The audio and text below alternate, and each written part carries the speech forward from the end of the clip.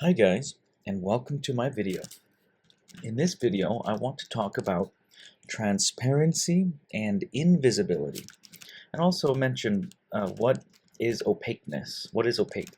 Well, let's start off with what we have here. We have a block and a bacon newt. They are both completely opaque, meaning I cannot see through them.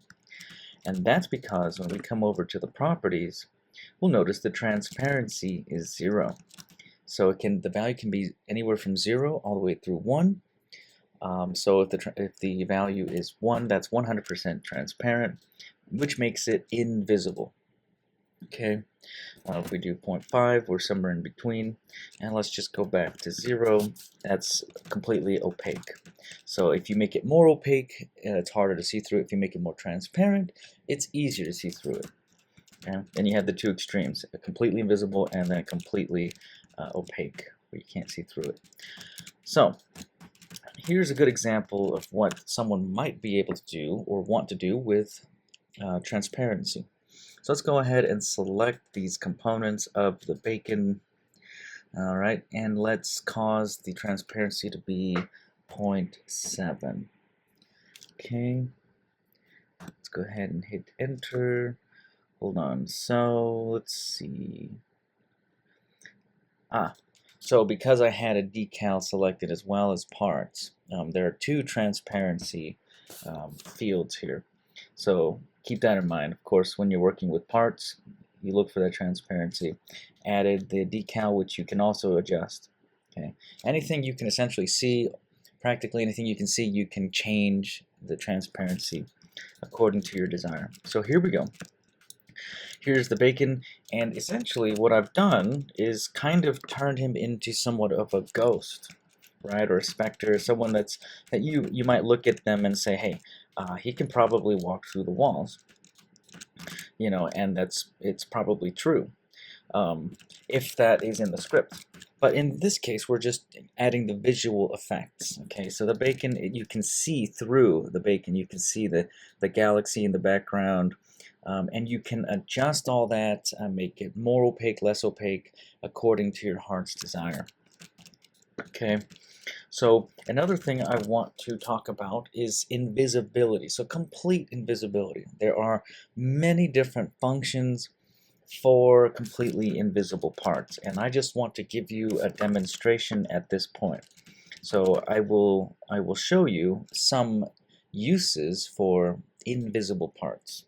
So right off the bat, if we look up here, we'll notice there are a bunch of spheres falling, and for some reason they're not falling all the way down to hit me.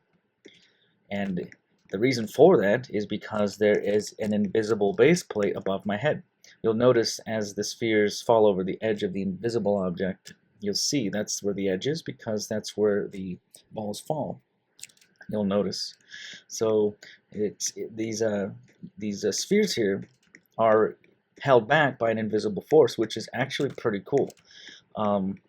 There are a lot of things you can do with that, scripting or game effects, superpowers, so many cool things that are possible with invisible objects. Here's another good example. So I want to climb on top of this cube here, and I'm able to because of an invisible part. You know, that is commonly used with obbies.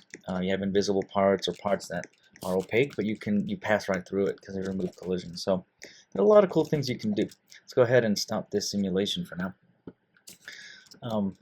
So another thing that's really useful about invisible parts, you'll notice that this bacon has an invisible part. The humanoid root part, you'll notice if I change the transparency to 0, you'll notice it's just a block. But this humanoid root part is so important to how this bacon functions with the humanoid and the scripts. Without the humanoid root part, the bacon wouldn't function very well. So it's completely invisible, but it's such an integral part of this model. Again, here, one thing that I like to do, okay, I like to create a small cube or block, okay, and I can add many things to this block. So for example, if I added this block into the bacon. I could then add particle effects to the block, so have sparkles or fire coming out of it, or I can put sounds into the block. I can have the sounds coming from up here and originating from the block. But players wouldn't really know that the block exists, especially if you remove collisions and all of that. They pass right through it. They cannot see it. So they can utilize these invisible parts to do a whole lot of things. In my game, for example, I have invisible blocks that have proximity prompts. So when people approach objects, especially large objects, they'll see, oh, a proximity prompt emerges in front of them.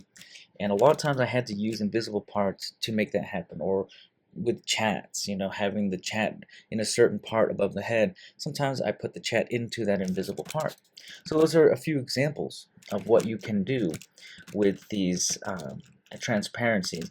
So again, what's really cool about making things partially invisible is, maybe with a script you can have things become invisible and then opaque and transition in between the two. So there are a lot of cool things that you can do with semi-invisible or translucent things like this bacon here. He appears to be a ghost, and maybe in combat games there could be special effects that cause people to temporarily become partially invisible or superpowers, whatever. There's so many possibilities. Maybe a block of ice, you make it somewhat transparent, and it adds that effect of being a block of ice you can see through, or whatever the case is. I encourage you guys to experiment with it, to have fun with it, and come up with new ideas, things that no one has ever seen before. So I think I'm going to wrap up the video there. If you found the video to be informative, please subscribe. I make developer tutorials, I take suggestions, and I'm constantly refining and modifying the lessons so that they are relevant. Also, if you found this to be informative, go ahead and leave a like. Feel free to comment whatever you want to comment. And again, have fun with this. Feel free to share your work. Feel free to share ideas or things that you might want to see a video about. So I'll go ahead and leave it there. I wish you guys a wonderful day, and I'll see you later. Bye-bye.